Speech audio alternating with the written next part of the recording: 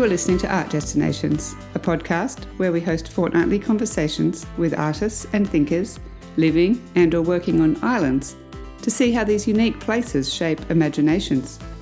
This season is set in Lutruwita, Tasmania, following on from our Venice series. Hello, my name is Sarah Rhodes, an artist based in Lutruwita, Tasmania. We are in conversation with US-born photographic artist David Stephenson, whose work is included in major collections around the world, including the Metropolitan Museum of Art and the Museum of Contemporary Art in Sydney. He received an MFA from the University of New Mexico in 1982 before taking a teaching position at the University of Tasmania's School of Art. His work has consistently explored the sublime in relation to a transcendental experience of place. With an ongoing interest in human interventions in the landscape, David arrived in Tasmania in the lead up to the Franklin Dam blockade and continues to document Tasmania's contested places. He also experiments with the different ways the photographic image and different subject matters can represent time.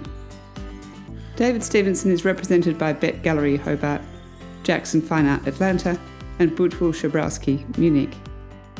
Subscribe to Art Destinations on your hosting platform so you don't miss an episode, and even leave a review. Your contribution supports us. So I'll just start by saying thank you very much, David, for coming on to Art Destinations. It's really great to have you. It's my complete pleasure. In the 1990s, maybe 1998, you taught me photography. I don't know if you remember.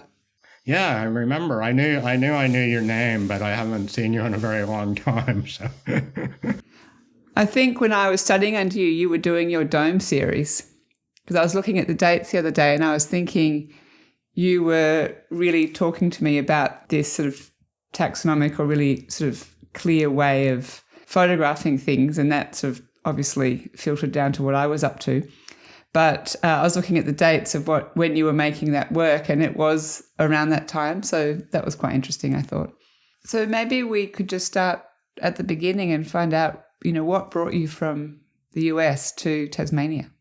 Yeah, it was an interesting fluke of luck, really. So I was doing my Master of Fine Arts at the University of New Mexico. I'd done my undergraduate in Colorado.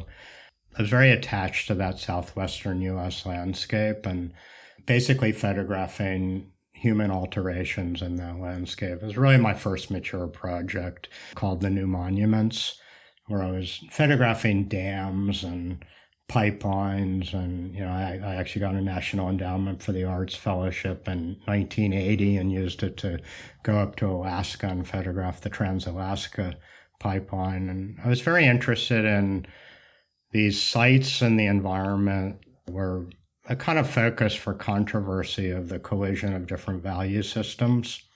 And I wasn't really interested in taking a traditional environmentalist position with them. I mean, when I was young, one of my boyhood heroes was John Muir, who's one of the earliest conservationists in America. He was the founder of the Sierra Club, and which basically came into being over a controversy over the building of the damming of a valley near Yosemite Valley called Hetch Hetchy Valley, which was kind of like another version of Yosemite that the city of San Francisco dammed as a water supply around the beginning of the 20th century. And I kind of had always thought maybe I'd even become a conservationist, otherwise known as an environmentalist now. But my paths took a different route. And I got interested in photography, but I was still interested in those controversies over land use, I think. And so back to getting to Tasmania, I was, finishing my Master of Fine Arts. I'd just done this work in Alaska, and I was looking for a teaching job to support myself as an artist photographer. Somebody showed me an ad. There was a periodical back then called After Image that was published by the Visual Studies Workshop, which was another well-known Master of Fine Arts program in the U.S. in Rochester, New York. And they had job listings, and there was this job in Tasmania. When I went into the art department at University of New Mexico the next day, there was the job application form pinned to the notice board. So it was a little bit of fate, really. I just, okay, took it. applied, sent it away. My other option, teaching job I was looking at was Notre Dame University, which is a Catholic university in Illinois, and that sounded a bit strange to me. And then I got a phone call from the head of the Tasmanian School of Art at the time, Jeff Parr, basically interviewing me over the phone about this job. And I was really of two minds. It was a long ways to go. I said I'd think about it. And then I got a phone call out of the blue from a photographer named Thomas Joshua Cooper. I don't know if you know Thomas Cooper's work. He taught in England for many years, and then he was head of photography at the Glasgow School of Art for a considerable period after that. He may have retired now, but he'd actually happened to have been in Tasmania teaching a summer school and seen my work. He'd helped review the job applications. And when he saw my work and my interest in human-altered environments, natural environments, he'd gone to UNM in a generation previous to me.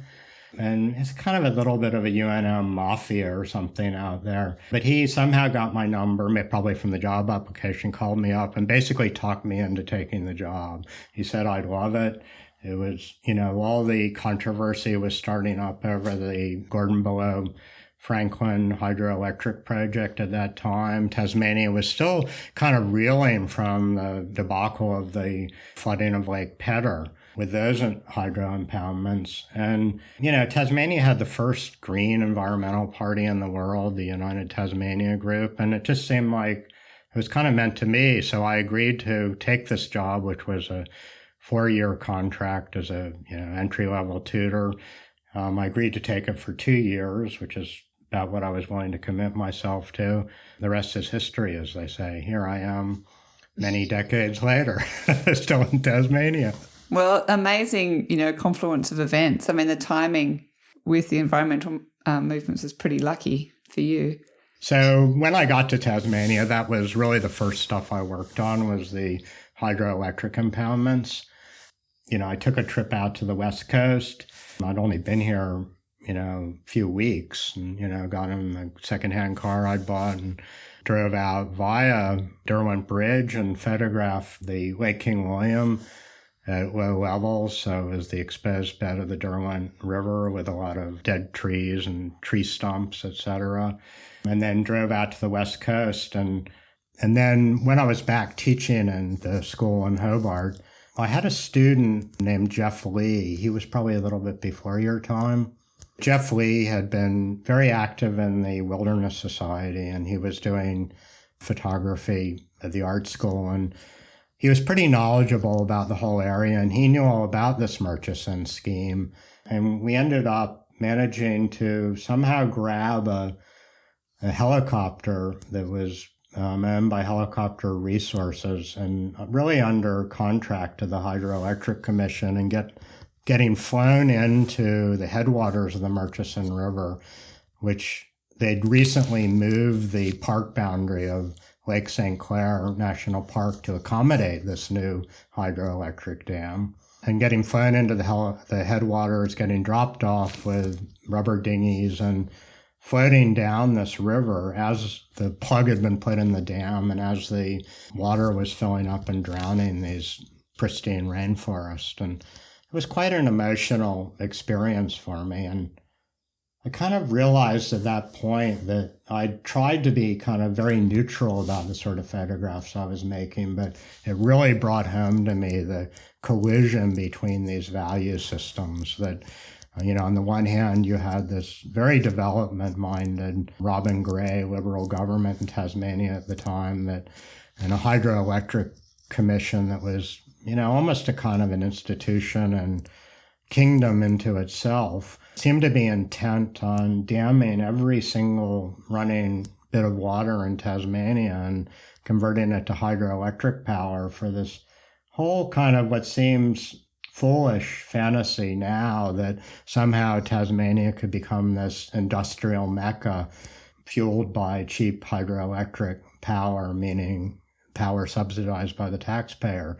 That was really my first introduction to the politics, the water politics of Tasmania, the Franklin campaign. And the art school chartered a bus, drove a bunch of us out to Crotty Road to protest and get arrested. And that was when I met Ray Arnold, people like that, Peter Adams. And anyway, we all went out and I just photographed. I didn't want to get arrested. I was on a temporary visa and I didn't really want to compromise my ability to stay in Tasmania only a few months after I'd arrived.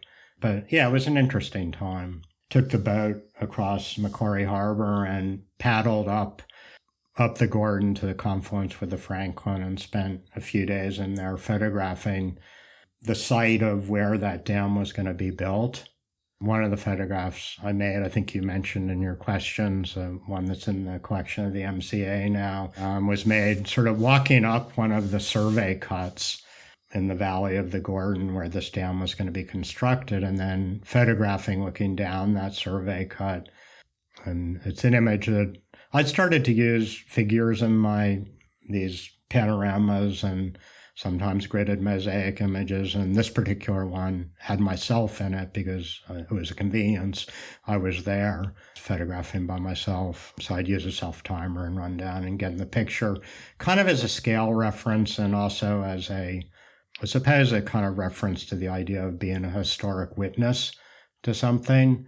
I mean, I've always seen that thing of recording history as one possible function of photography. I fully believe that I would come back at some point in time and rephotograph that same view with a dam in place. And thankfully, that didn't turn out to be the case. That dam, due to the High Court decision, was never built. I was just thinking about, the lens that you brought coming from New Mexico and photographing in America, and then what was happening photographically here. Because at that time, Peter Dombrovskis's pictures were highly revered, and there was that real kind of more commercial wilderness, or it's become more commercial with the wilderness photography. Were you consciously wanting to take a different approach, or was that the way that your practice was already evolving in the US? Or was there already a school of photographers working like that? Like I think Jeff Parr was making pictures, wasn't he, with large format, but maybe in a more classic way? Jeff had made fairly classical photographs down at Lake Pedder before it was dammed. There wasn't, I'm not, the expert on this of the particular period of Australian photography. Certainly that wilderness photography stream, particularly exemplified by Peter. Actually, Jeff Lee, who I'd mentioned, my student, knew Peter, and we got Peter in to talk to a class of photography students at some stage in the early 80s then. But, there was Peter's work and there was Olegus Trichonis. And so there was a kind of tradition in Tasmania of photographing the wilderness with often conservationist aims to show how beautiful it was and to preserve it. And, that is very much in the strain of a lot of American wilderness photography. People like Ansel Adams, but later color practitioners of that mode, like Elliot Porter, who photographed the Colorado River Canyon before the Glen Canyon Dam was built. It's a Sierra Club book called The Place No One Knew. And so there was a kind of tradition in America that I think probably Peter had picked up on of very beautiful large format photography of the wilderness in color, celebrating those places. And, I suppose with the kind of maybe understated political aim to preserve those places, prevent development from degrading them. Personally, I could never work in that way. I think I was just probably a bit too educated as a photographer in a way from my training and my academic training in photography, studying in art school programs. The time I studied was the sort of new topographics, and that school of social landscape photography was just, really hitting its apogee or whatever, however you might term it in the U.S. Robert Adams lived in Colorado. He didn't teach at the University of Colorado when I was a student there, but I used to go see him and show him my work. He was kind of a mentor to me, encouraging me in the sort of work I was doing.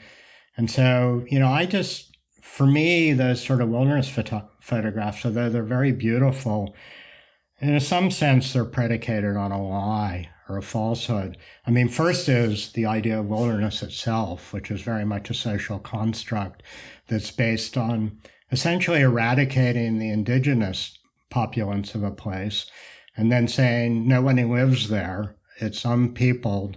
It's the kind of lie that Australia is built on in a way of terra nullius. And, with wilderness photography, there's that kind of lie because basically there's nowhere on Earth other than Antarctica where people haven't lived.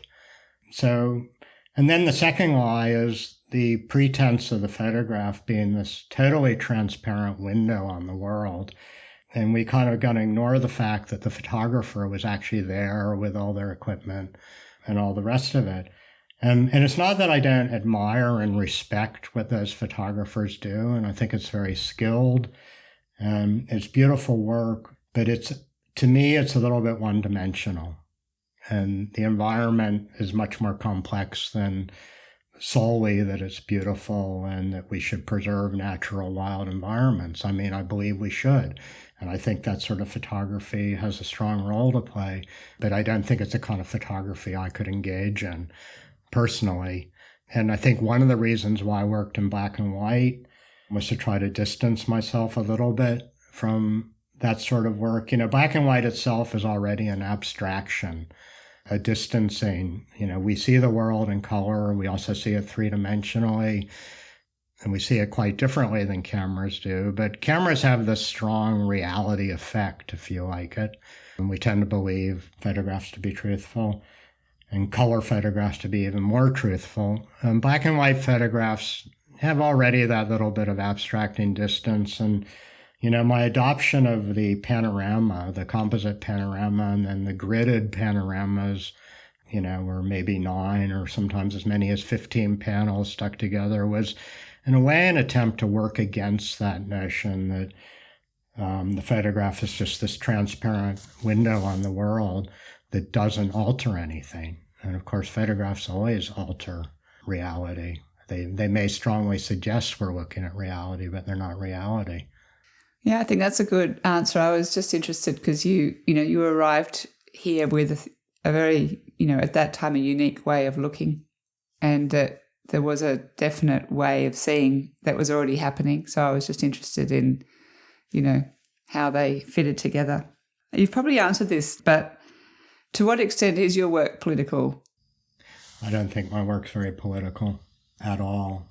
I always felt if you really want to engage in political change in terms of the environment, then I think activism would be, environmental activism would be a far more effective way to do that than making photographs. I mean, let's face it, art has essentially an extremely small and fairly elite audience. And I think it's pretty hard to actually effect political change through works of art. I'm not saying it never happens, but I don't think it's a very efficient path for doing that. So I've never really seen my work as being political, except in so much as, I think art is good at asking questions. I've tried to always, ask certain questions with my art about how we relate to the environment, mostly through the perspective of my personal experience of how I relate to the environment, to nature. And, human alterations to the environment are not, obviously all bad. We depend on them for a comfortable modern lifestyle. I mean, I haven't retreated to a subsistence existence, living in a handmade cabin in the woods, hunting all my own food and being off the grid or anything like that. So, particularly as a photographer where you're immersed in a kind of technology to some extent, I'm not going to deny all that or think that everything the humans do to the environment is bad. But I just don't know whether my photographs are really a particularly good way to address those things. And the other thing I'd say is that, I think political art can, not always, but it can be a little bit narrow in its vision and, a bit didactic. And, I've always thought my work was as much about photography itself as a medium and as it is about its subject, the theoretical subject of the world. I think I've explored a lot of sort of ways of getting at some of these same ideas, but if I could bring it down to, defining things, it would be, our place in the world as humans, how photography could maybe look at that, ask questions about it, and also comment on itself, because it's such an incredibly dominating medium now in terms of how we see everything. Well, that's right. I mean, photography is shifting as well so much in terms of the art photography compared with what it was. It's evolving, I guess, in reaction to the ubiquity of the phone. Yeah, it's quite interesting, isn't it? With digital photography, it's so easy to make photographs now, really high quality photographs just with your phone, as you mentioned. And now there's been this whole sort of resurgence of interest in, film and analog photography. And, it's I find it slightly amusing on some level, but I can understand why people are interested in it. And probably for the same reason that I am. I mean, I've never really stopped doing analog photography, and I've done a lot of digital photography as well. But there's something about the slowness of the analog process and the amount of time that, as an artist, you invest in the image, that it gives you a kind of commitment and attachment to the image that's not always there with the digital image. Yeah, I'd agree with that. I think as well, the actual, because you're slower, you're more mindful about the making of it, whereas with digital you can be a bit more rushed. And so I would never say there's more soulfulness overall, but sometimes if you're taking the same picture, you can rush through a bit with the digital. With the analog, it slows you down so you can connect deeply, I think. I mean, obviously, one's not better than the other, but there is that factor. I think digital photography has a lot to do with editing, whereas, when you're working with a large format view camera, for instance, and it's quite time consuming, which is a way I still work a lot. And, it's not inexpensive.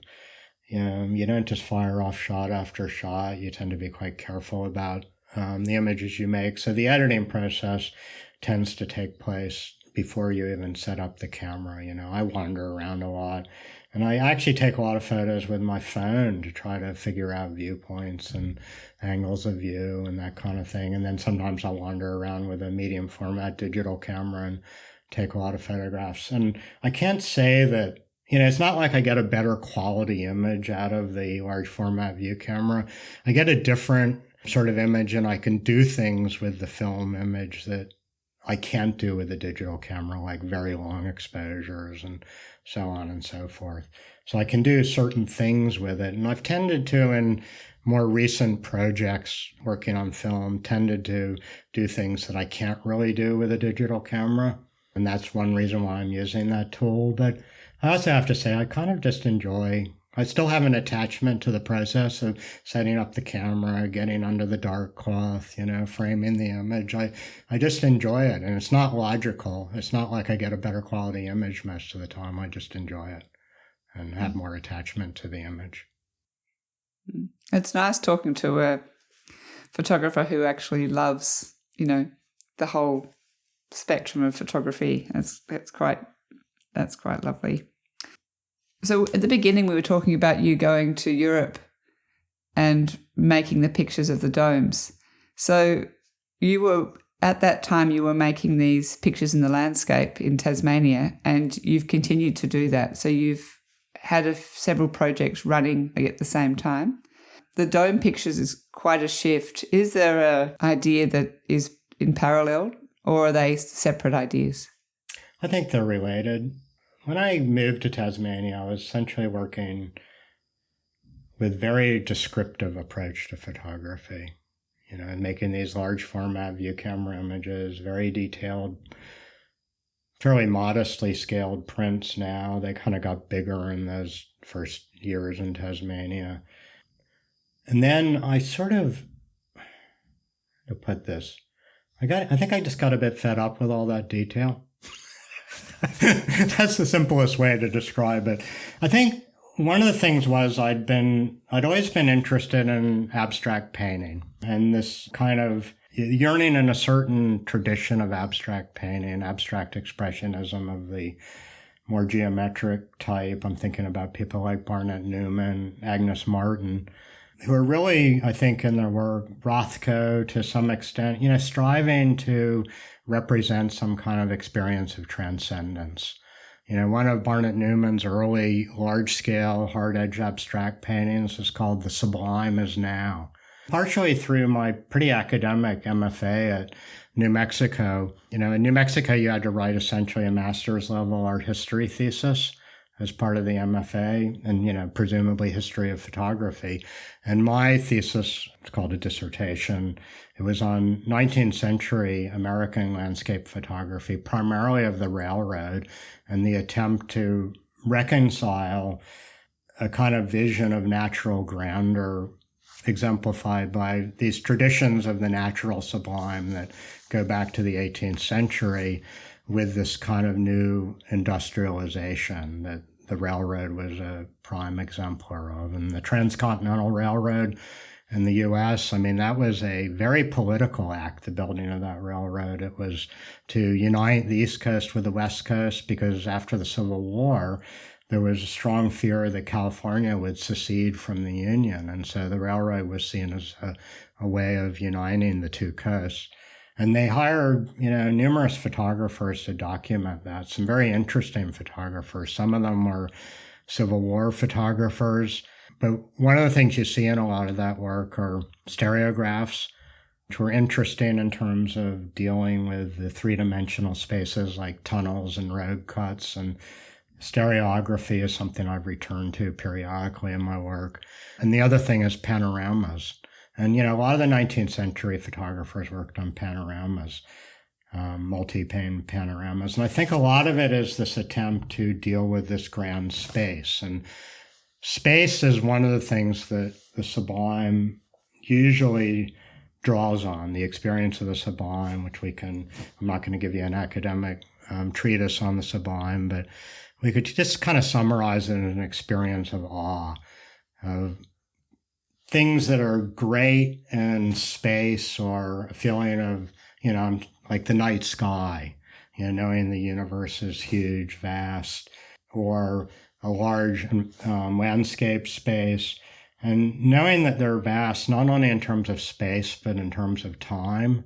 And time is often talked about because in, the 19th century, the writings on the sublime in the 19th century are all about geology. Geology was a new science in the 19th century, and it was continually expanding the age of the Earth. Like, hey, the Earth wasn't created 5,000 years ago by the Lord. No, it was a bit older than that.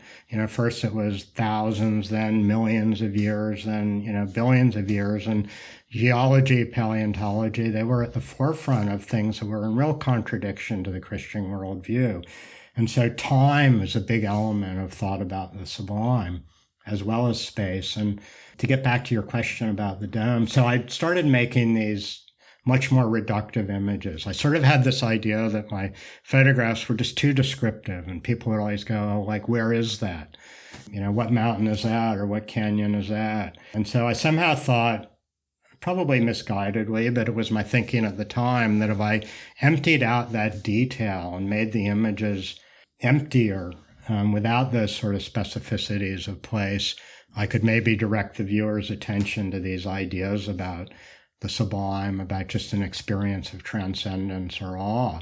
The sublime is all about losing oneself in that space and time, feeling oneself very small and diminished, but there's a kind of liberation in that because you feel connected with that greater sense, which, for 19th century people was probably seen in very Christian terms.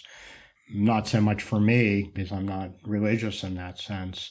My impulse behind emptying the images out of detail was, a little bit like the impulse of Rothko's paintings or whatever, creating these kind of empty voids. And so one of the things that I started doing was experimenting with the pinhole apertures on my view camera. That was a way of like eliminating detail. And eventually, ended up, basically just photographing these horizons at sea. This is around 1989. And just getting these kind of two tones of gray with this sort of soft horizon, because one of the things the pinhole exposure allowed me to do was slow the exposure down to 5 or 10 minutes instead of just this fraction of a second, like with a typical lens-based image. And I've always been interested in that thing of duration, because my sense of an experience of the sublime in nature, it's always about time. It's never about anything instant. It's about being in a place for a while and letting it seep into you and letting you seep into the place. And I think that was one of the impulses behind the panoramas and these complex gridded photographs that I didn't just make one exposure. I made like 15 exposures, kind of mapping out this environment surrounding me. And it was partially just a logical, functional solution to trying to deal with the space that's all around you. But it's also about that sense of duration. And so the pinhole photographs fulfilled that desire to explore a sense of duration in the image to some extent. And, I can remember one of the pinhole images I made was up at Freycinet, and I think it was probably a 10-minute exposure and of this large rock like hanging over the ocean. And I started the exposure, and then I went out and sat on the rock, and then I went back and stopped the exposure. And so there's this kind of transparent version of myself sitting on this tiny figure, sitting on this rock, and you can see the rest of the landscape through me. And to me, that was a kind of great metaphor for like having that sort of experience of the sublime or of transcendence, when the kind of boundaries between the self and everything outside of the self are, our kind of physical, our fictional construction of us being a discrete self start to dissolve. And that's when you have an experience of transcendence or, enlightenment, or, there's a lot of different terms for, I think, trying to get at the same kind of thing of like shutting off or somehow stepping outside of the ego and the boundaries we've built with our kind of narratives and stories of, who we are, etc., as sort of discrete beings. Now, and I just to finish that line of thought with the pinhole images, I kind of got rid of the pinhole after a while, but I kept the long exposures. So I was using neutral density filters to slow exposures down to 5-10 minutes, mostly photographing the sky. And it was kind of very self-conscious reenactment of Alfred Stieglitz's Equivalence series. I think for similar reasons, he got frustrated with the descriptive readings of the photograph, and he wanted photographs that sort of spoke of emotional states. And so he thought if he photographed clouds, which were quite abstract, he could somehow bypass that descriptive thing. And I guess I thought, maybe I could do clouds in this different way with these very long exposures where they were rendered as blurs, or photographing moving water. I'm giving you a little bit of background to going to Europe because it's not so straightforward. But in 1990, I found out I was going to get sent to Antarctica with the Antarctic Division, which is something I've been trying to do for a few years. They didn't have a formal fellowship program at that time, but I've been trying to get a berth to go down and photograph. And I found out I was going to go in very early 1991. So I had this idea in 1990. I'm going to do this kind of circumnavigation of the globe. Only somebody how old was I? 35 then, could have this kind of grandiose notion of, a giant global project. I thought I'll go to north of the Arctic Circle and south of the Antarctic Circle in 1 year. And I did this project called VAST. And one of the things I did with the northern pictures, I went up to like Lofoten, Norway, and Abisko, Sweden, doing these really long exposures of the sea or clouds moving over mountains. And then when I went to Antarctica, everything was frozen. Nothing was really moving. So I could get rid of the long exposures because it was, time was stopped and this other sort of way. But, all about time. And I guess to what I'm saying was all these things fed into me then going to Europe. And, I think what happened was I did a little trip around Italy with my partner, Anne, before I started the residency. We went to the Pantheon in Rome. Have you been to the Pantheon in Rome? I went last year and I know exactly I've got the view in my mind. So it's sometimes described as the world's greatest building for good reason. And as soon as I went into the Pantheon, I had this kind of deja vu from the first time I went into the Pantheon, which would have been probably 10 years earlier, running through this thunderstorm in the streets of Rome, trying to find the Pantheon.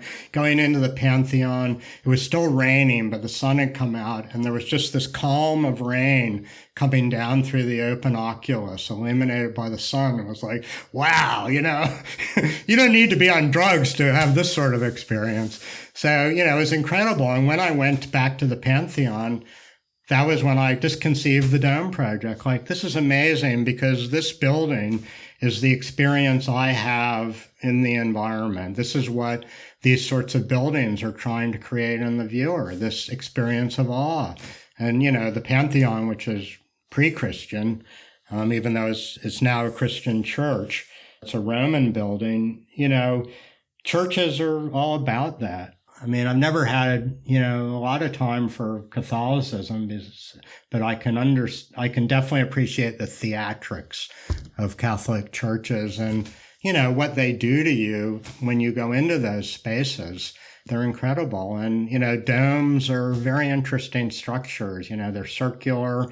We have a very great affinity with them. They're like the human eye. The oculus is often a feature of domes. It's like the pupil of the eye. We really connect with them in a really profound way. There's a lot of theories about, how the origins of the dome, that it goes back to, domical early dwellings of yurts or skins pulled over, bent wood frames and all. And I don't really know about any of that.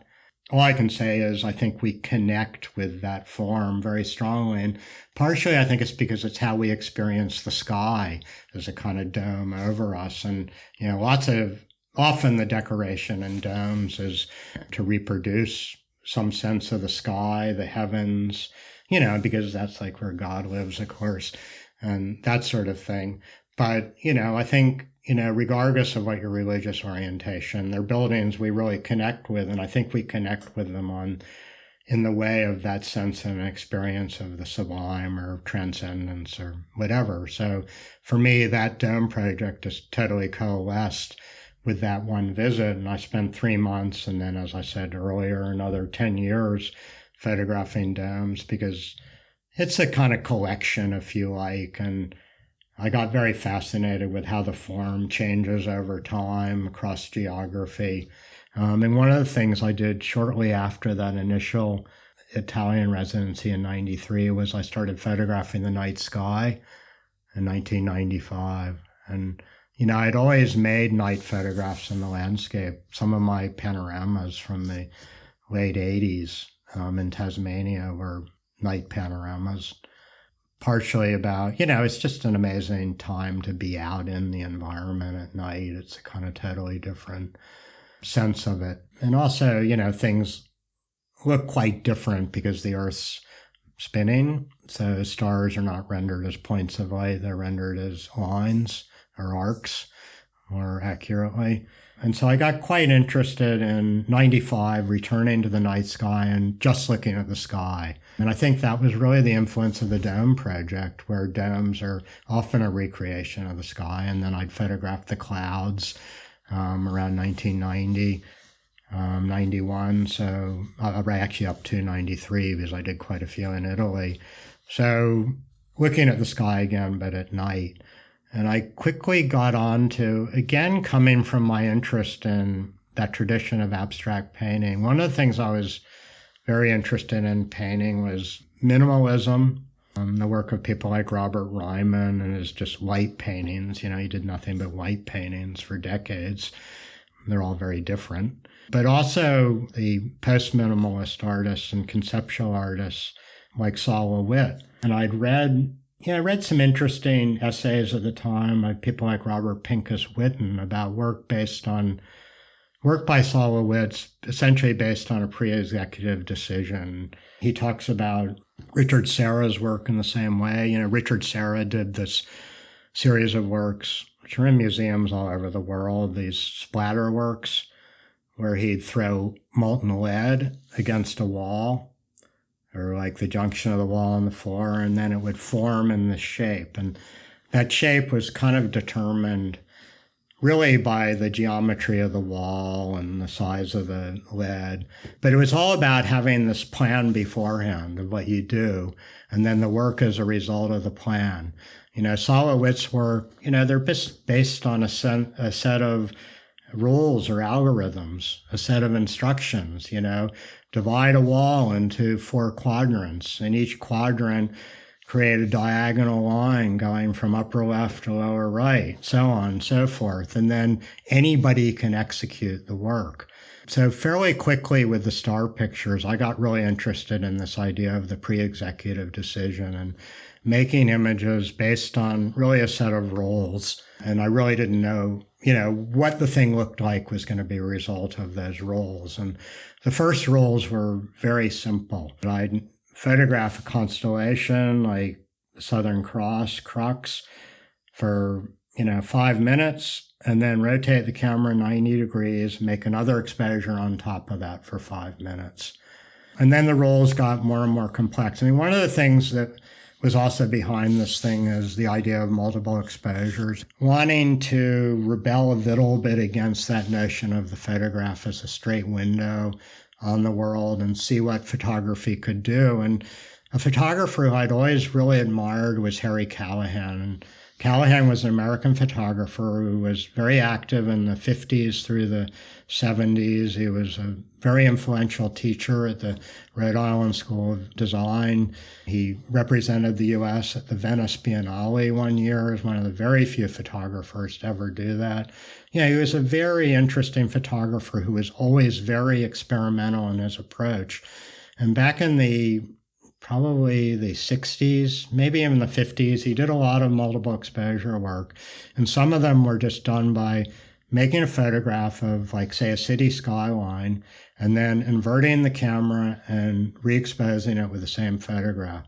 So the skyline is like just a skyline surrounded by this white void.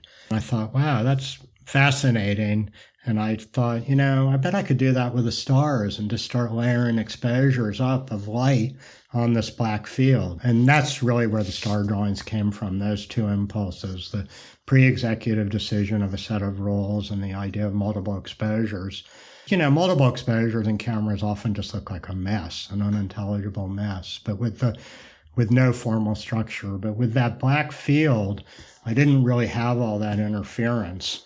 So eventually I started working in color, on color transparency, and I did a number of different things. Sometimes I do intermittent exposures where I'd do like a half an hour exposure, but I take the lens cap off for a minute and then I put it back on for a minute. So I'd have like a series of dots or dashes.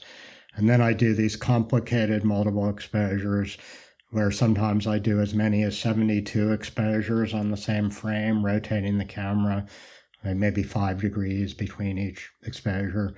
But yeah, the point is I could give somebody instructions on how to make that photograph because it was really based on a rule of pointing the camera at a certain point in the sky and then doing this action. And I was very active with those in 95, 96. And I think, a lot of my work's often been about that back and forth between description and abstraction, or testing the boundaries of description, because in some ways the star photographs are also highly descriptive. And one of the things that I found most interesting about photographing stars is the whole way in which you think about time with them. Stars, the closest one's 4.3 light years away. That's Alpha Centauri, one of the pointer stars. And, that means the light takes over 4 years to reach us.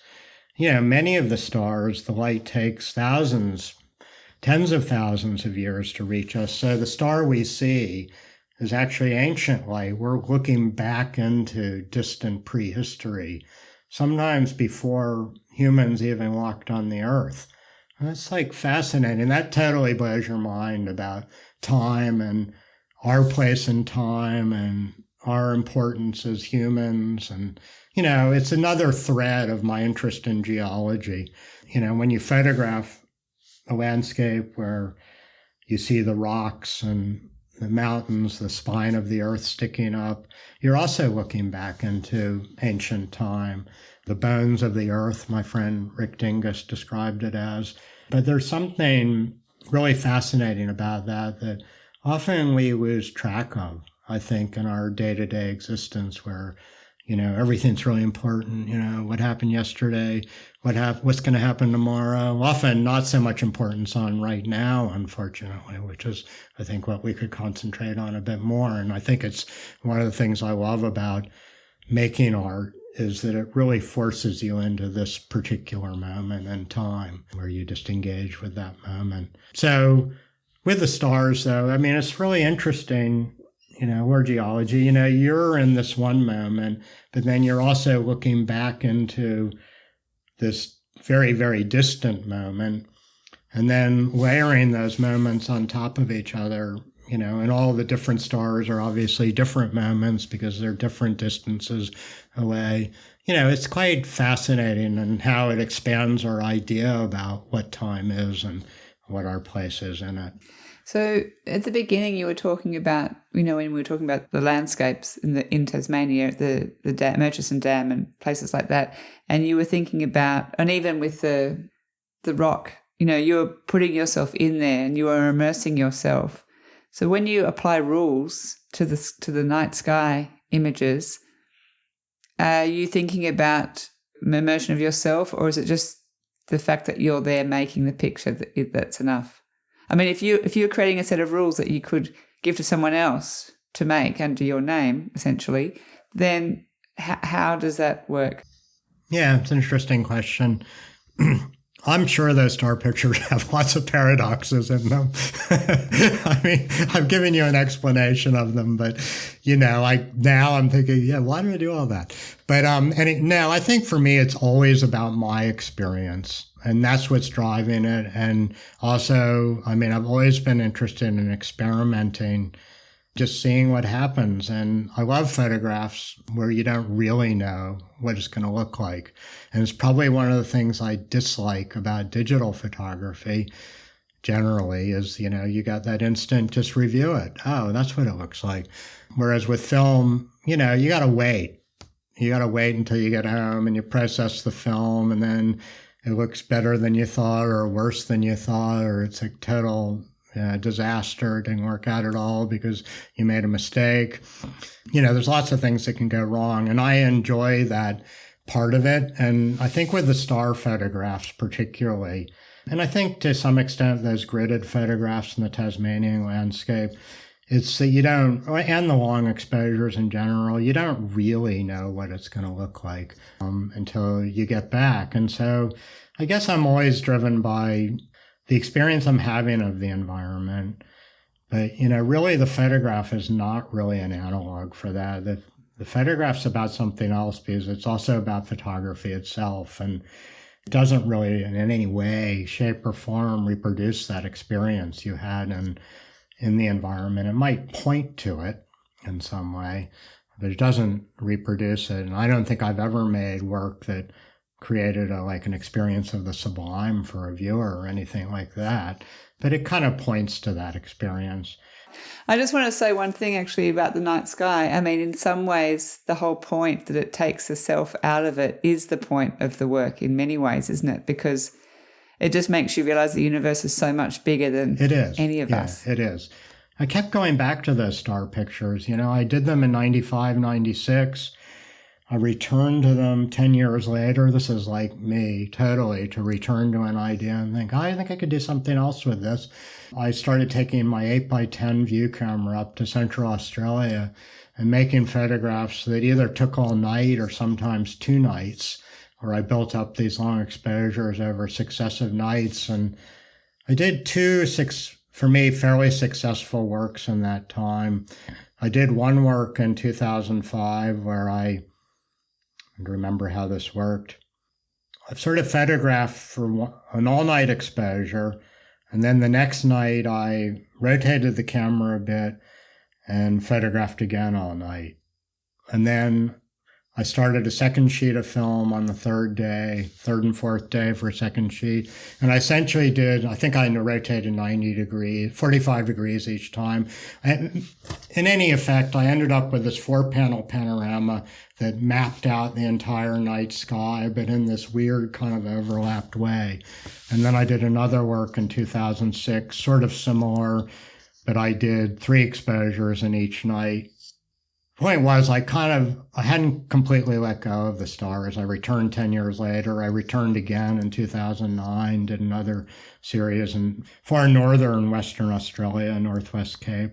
I mean, the reason I went to these places is working in Tasmania and trying to do night photographs. I just had so many problems with condensation on the lens and not having consistent clear nights. So that's why I went to the desert. Well, my next question was, does place have an influence on the making of those pictures? It does, yeah, because it'd be quite amazing being out somewhere in the outback desert photographing all night.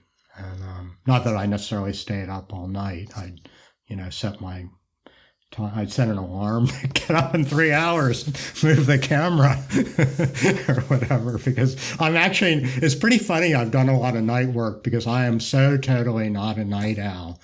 I'm what they call a super early chronotype. I'm always up by 5 a.m. and to bed at 9 p.m. And I don't say that because it's like some sense of moral superiority or virtue or anything. It's just the way I am. So for me to stay up at night and make photographs, I really have to be dedicated to the cause completely of making the photographs.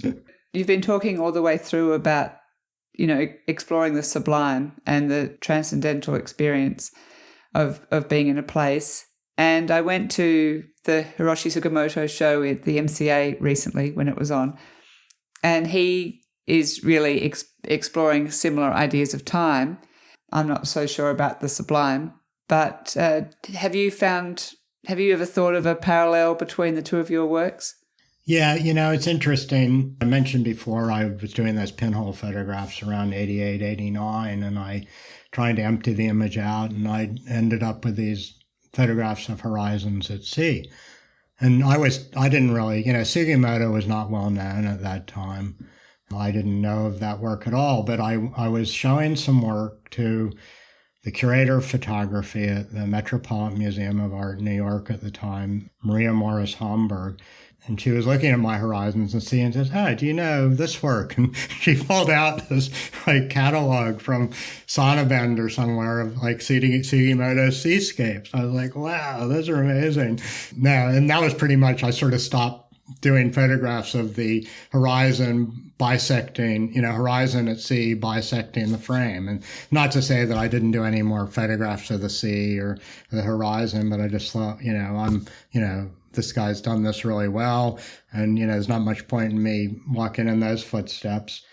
But Sugimoto, so there is that connection. What I've read of Sugimoto, I'm not an expert on his work, but I didn't see the MCA show, but I have seen most of those projects at one time or another in my travels. What I've read about him, he never really talks about the sublime. He talks about, with the seascapes, his impetus for those being the notion of photographing a part of the earth that looks the same as it did to ancient peoples. That's always this kind of timeless, that's always looked the same, always was, always shall be, or whatever. And that's not something I ever thought about in that way. I never really thought about that connection, thinking about the ocean in that way, but it makes total sense.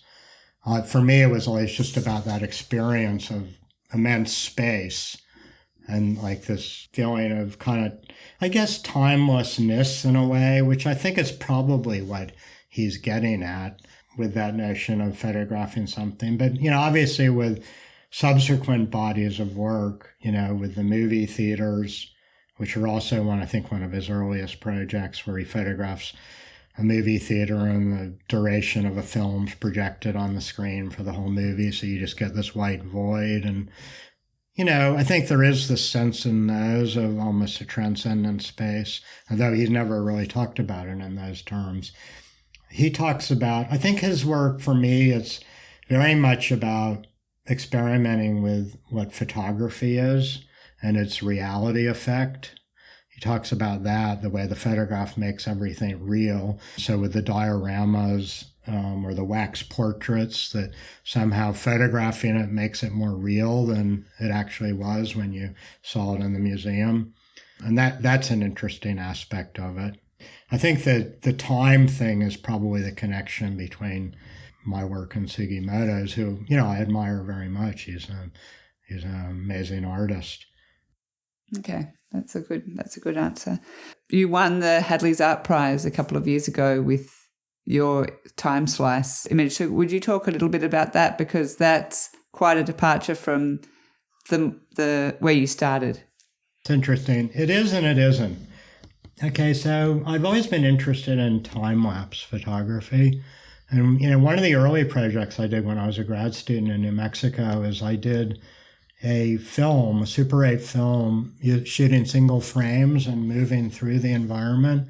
So you get this huge time compression when you then run it at normal speed. And then I did something similar. I remember doing this early work when I was in Tasmania, going on a bushwalk in walls of Jerusalem with a couple of students, and doing a work where I walked around. There's a mountain you can walk around on the walls of Jerusalem. I can't remember the name of it, but where I make a photograph every 100 meters as I walked around this mountain and circumnavigated this mountain, and then made all these little prints. And then I did it as a flick book, where you could flick through it and watch the mountain rotate.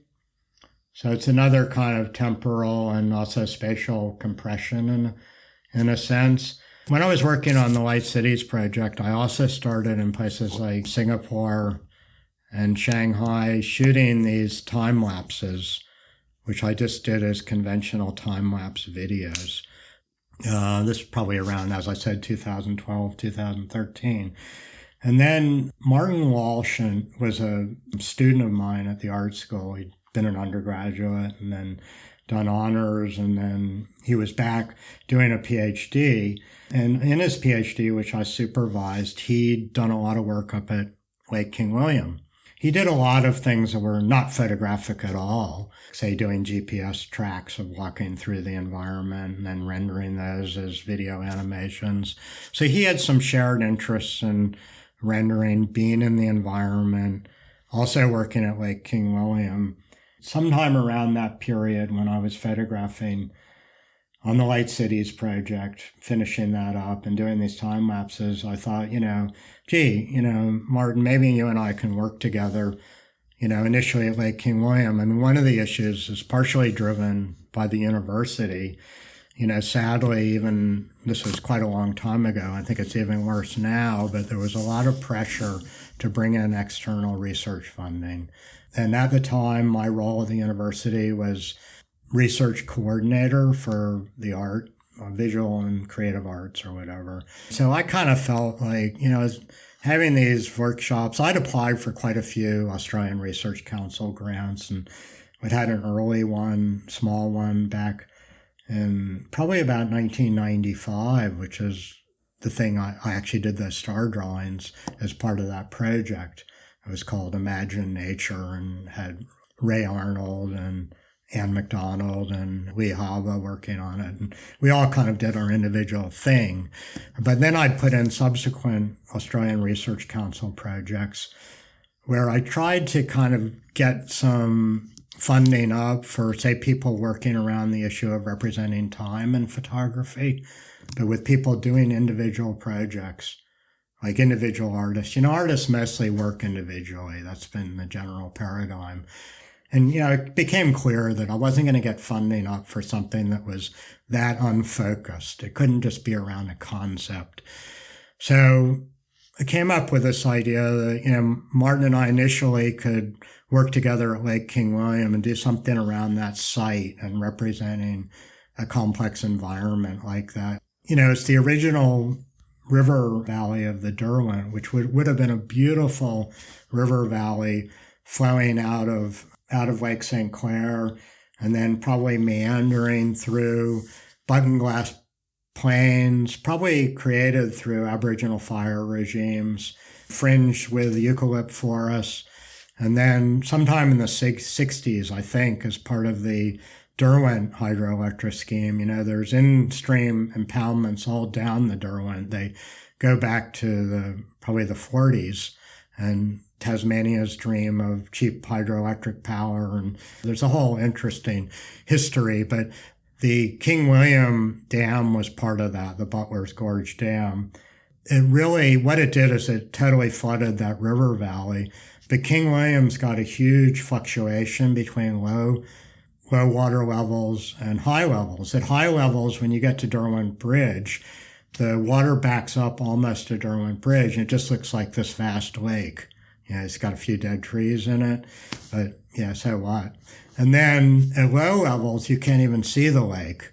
It is so far receded down towards Butler's Gorge that you just see this vast barren plain of tree stumps and dead trees that it looks like the battlefield of the Somme. You can't imagine a more devastated apocalyptic environment. So it's a really interesting environment that changes so much seasonally.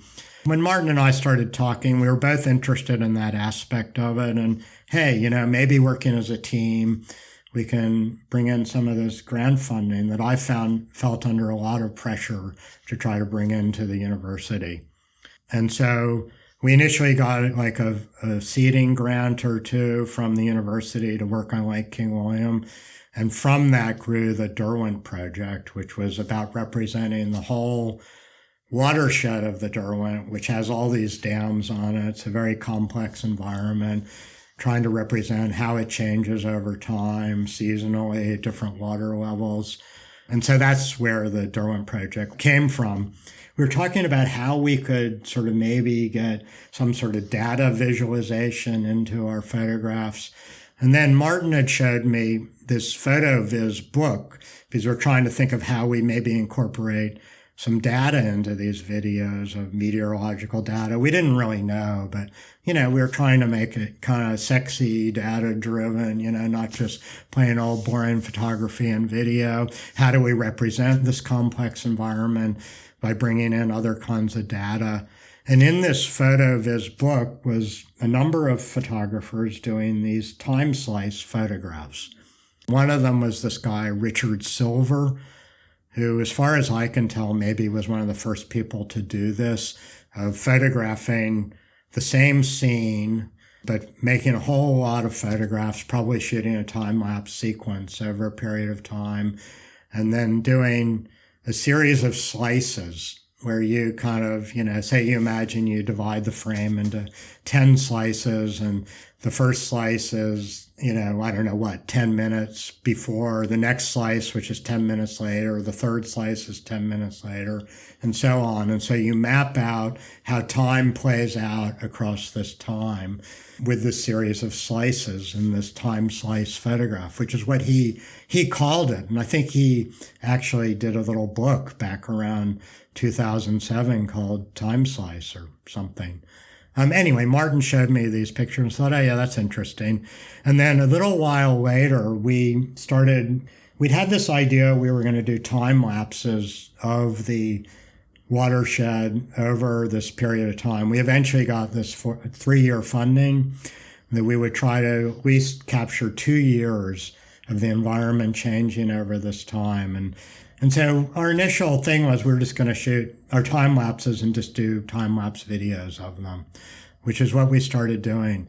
And then at some point, Martin had this idea that, hey, we could do time slices of these time lapse sequences, and then we could animate those and get these kind of time slice videos. And, Martin's sort of computer oriented. He likes programming.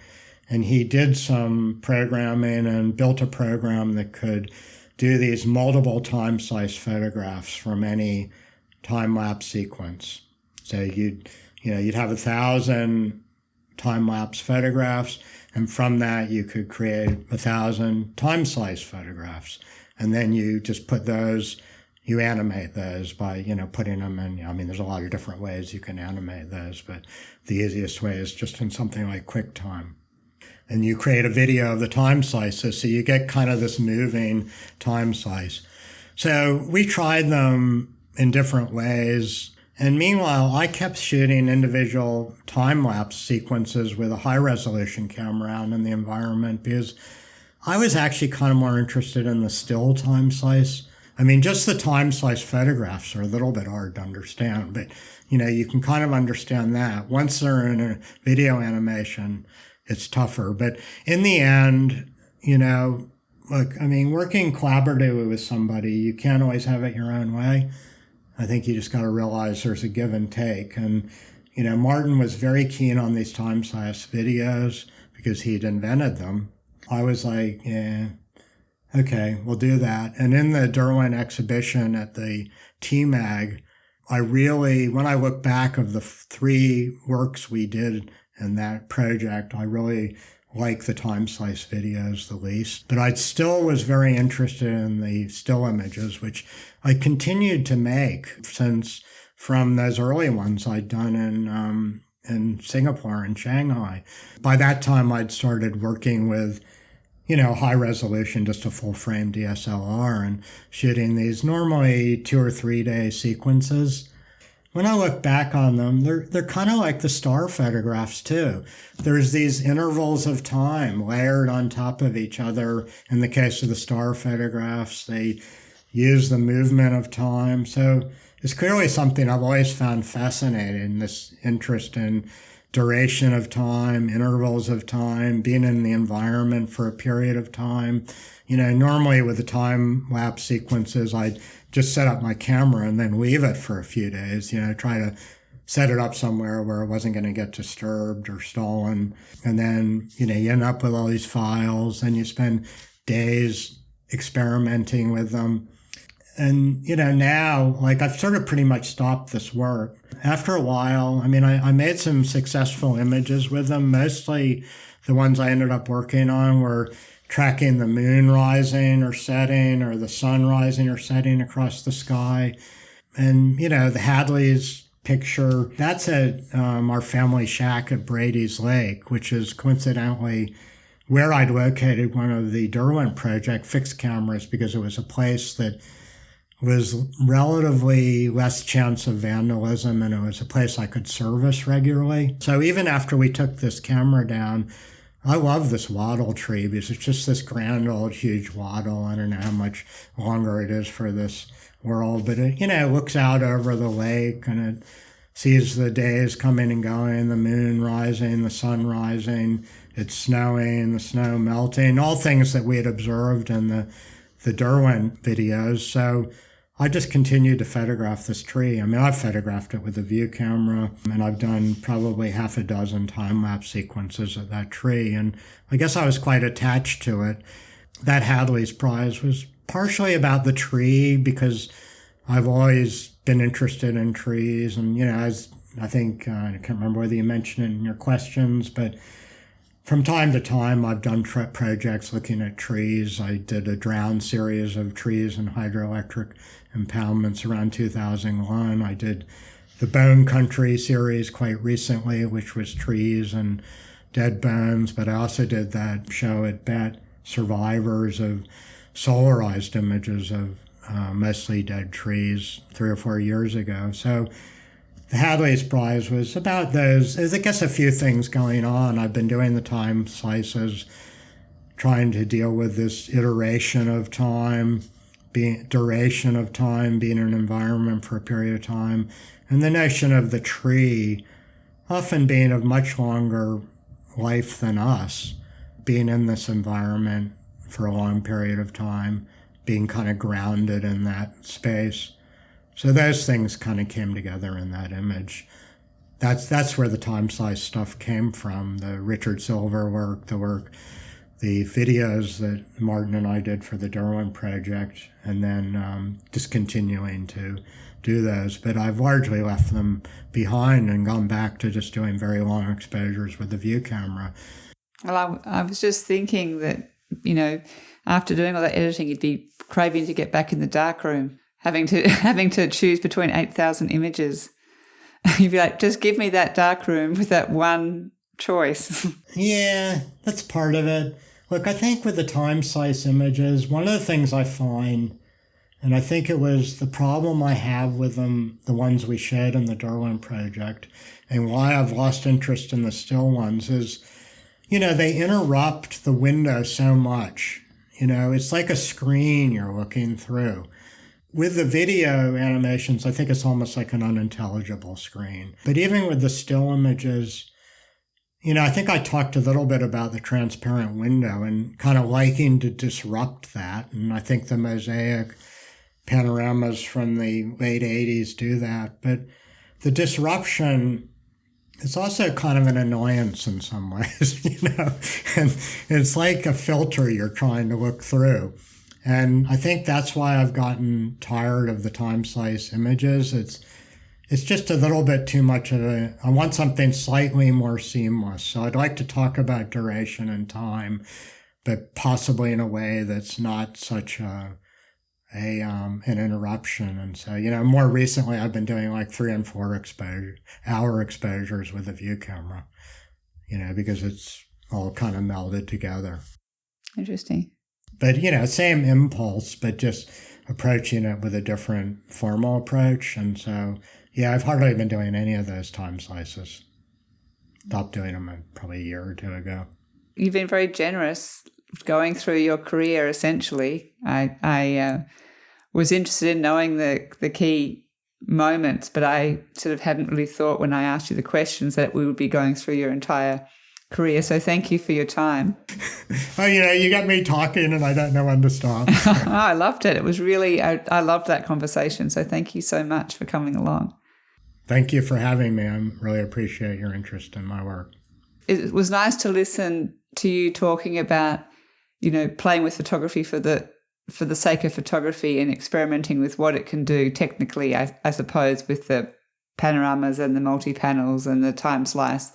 But then also the thing that I'm probably the most interested in is that the immersiveness or the sublime or that feeling, And I was also interested in the Rothko link because there's that idea when you abstract something and you take something out, you lose the specificity of something. And then, when you do that, it becomes something else, I guess. It becomes more of a feeling rather than a detail, and then finding that balance.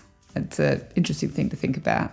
I think it's always like a dialogue, isn't it? And it goes back and forth, and there's no answer or correct answer, but, they're all different ways to explore, for me, about really my relationship to existing. Trying to feel connected. And I think photography is a way that allows me to do that, to explore that, really. Yeah. Okay. Well, thank you very much, David. I'll stop recording. Thank you for listening to this conversation with David Stephenson. Be reminded about the next episode of Art Destinations Tasmania by subscribing to our fortnightly newsletter on our website, artdestinations.org. I am your host, Sarah Rhodes. Ciao for now.